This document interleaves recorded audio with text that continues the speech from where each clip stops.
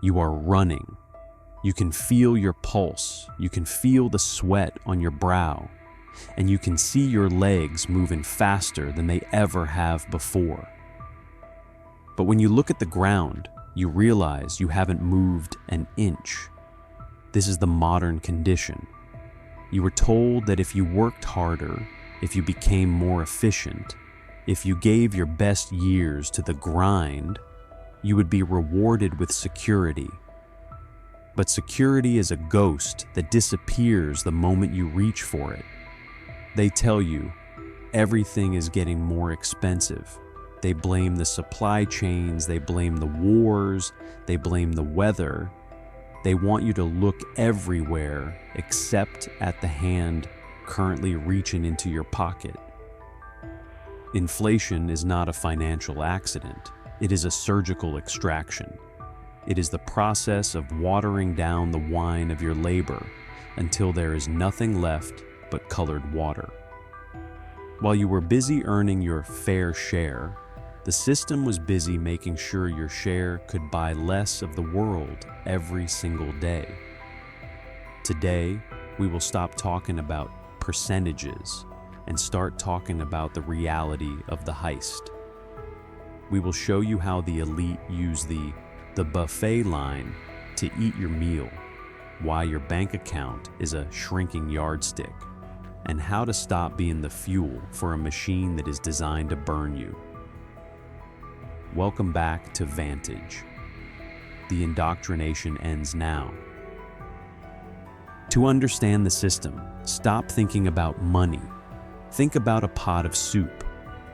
Imagine you live in a small village. There is one pot of soup that feeds everyone. It is rich, nutritious, and honest. Your money is simply a ticket that guarantees you one bowl of that soup. You worked all day to earn that ticket. You know that when you go to the pot, that bowl of soup will keep you alive. But the village elders have a problem. They want to build a monument to themselves, but they don't want to work for it. They don't want to ask you for more effort. So, they go to the pot in the middle of the night and they pour in 10 gallons of water. The pot is now fuller. They print 10 new tickets for themselves. The next day, you show up with your ticket. You get your bowl. But the soup is thin, it's watery. It doesn't satisfy your hunger. You haven't done anything wrong. You worked just as hard. Your ticket looks exactly the same, but the value of the ticket has been stolen by the man who added the water. This is what central banks do every time they stimulate the economy.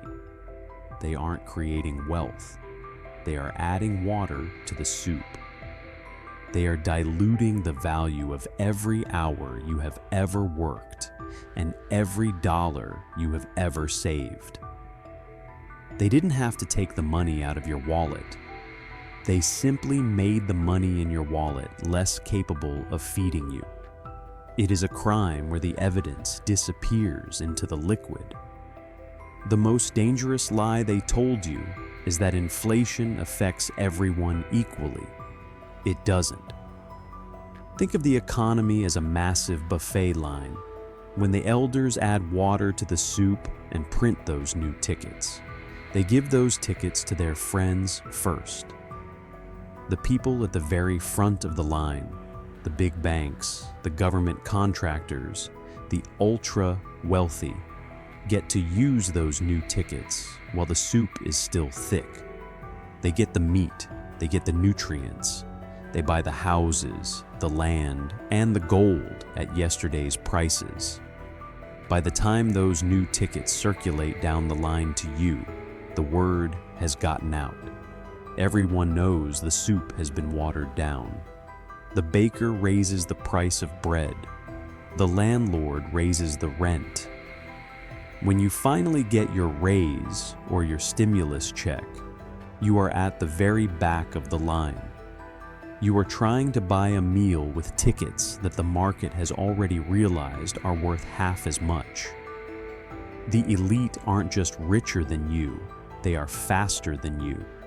They live in a world of early money, while you are trapped in the world of late money. They use the fresh, undiluted power of new currency to buy your future, leaving you to pay the bill for the inflation they created. This is why the gap between the penthouse and the pavement never closes. The ladder is being pulled up by the very people who tell you to keep climbing. Imagine you are a carpenter. You are building a house. You have a yardstick that is exactly 36 inches long. You use it to measure the wood, the windows, and the foundation. Now imagine that every night while you sleep, someone sneaks into your workshop and cuts half an inch off your yardstick. The next day, you go to work. You measure a piece of wood. It says 36 inches, but it's actually 35 and a half. Day after day, your yardstick gets smaller. Eventually, your 36-inch ruler is only 10 inches long. You think you're building a mansion, but you're actually building a doghouse. Your bank account is that shrinking yardstick. When you save currency, you are betting that the inch will be the same size in 10 years as it is today. But the system is designed to ensure it isn't. They target a shrinking yardstick. They call it 2% inflation, which is just a polite way of saying they plan to cut a piece off your ruler every single year until your savings are a stump. The elite do not save yardsticks. They own the house. They know that while the ruler shrinks, the land doesn't move. The building doesn't change. The asset remains real. While you are hoarding inches that are worth less every day, they are hoarding the reality that those inches are used to measure. In a world of shrinking rulers, the person holding the ruler loses. The person holding the wood wins. How do you survive a thief you cannot catch? You stop holding what he wants to steal. If you were standing in the middle of a desert and you had a block of ice, would you try to save it for next year? Would you put it in a safe and hope it stays frozen? No. You would trade that ice for something that doesn't melt. You would trade it for a canteen of water, a tent, or a map. Currency is melting ice. The longer you hold it, the less you have. The sovereign mind understands that money is a temporary transit point, not a destination. You use the ice to buy the stone. You buy land. You buy businesses. You buy rare skills. You buy things the elders cannot add water to. The thief can only steal your time if you leave it stored in their currency. When you move your life force into assets, the thief becomes irrelevant.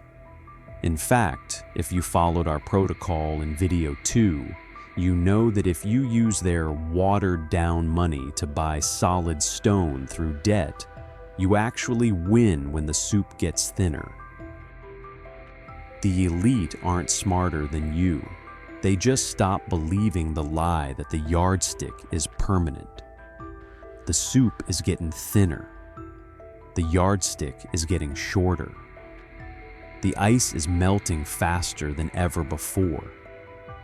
You can stay in the back of the buffet line and hope there are enough crumbs left for you. You can keep saving your inches and wonder why your house never gets built. Or you can accept the cold, cynical reality. The system is designed to harvest your effort. Stop being the harvest. Become the harvester. Understand the architecture, or remain a brick in a wall you will never own. The choice, as always, is yours. Welcome to the Sovereign Mind.